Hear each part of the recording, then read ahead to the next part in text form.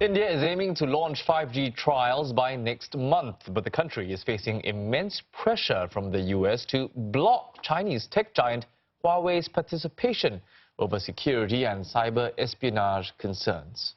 Pegged to become the world's second largest 5G market in the next decade, India is now in a uniquely tough position amid the ongoing trade war between the US and China.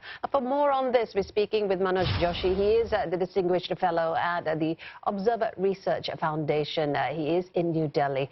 Thanks so much for joining us. Now, the US is asking India, stay out of Huawei, stay away from Huawei. But how likely is India to listen to this, given that the two countries are not on the best of terms right now? India will probably find a middle path. And while many other countries have also been facing US pressure, you had UK, Germany, France, and many of them are looking at, number one, stringent ways to protect their networks, stringent demands from 5G companies saying that they must meet certain performance parameters. And also, of course, there's the option of keeping Huawei out of the core networks and allowing it in the peripheral networks. So on the other hand, we know Beijing wants India to make its own call. How are India's ties with China going to affect this matter?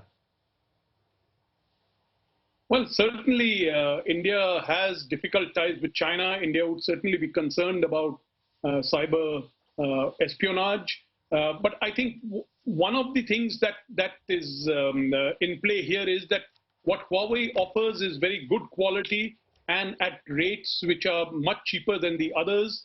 And India legendarily has one of the cheapest internet services anywhere in the world. So certainly New Delhi would, that would be an important consideration. The Indian market is extremely price sensitive. Mr. Joshi, right at the top, you said India has to pick a middle path. What would that look like? What would be the best move for India right now? Well, I think certainly, as I said, that they could exclude China from certain parts of the network, the core networks, and allow them in the peripheries. That's the kind of option that many other countries have been looking at. And I suspect India could also do that. And also, of course, set up its own testing services, meaning the UK, for example, is running a laboratory funded by Huawei, where Huawei equipment is tested.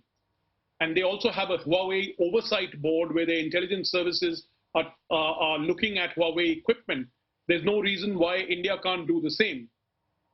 You know, it's not just India that's thinking of rolling 5G out. Many countries are in the process of doing so. How do you think they'll be looking at India's decision, and how do you think that would affect what they're going to do moving forward?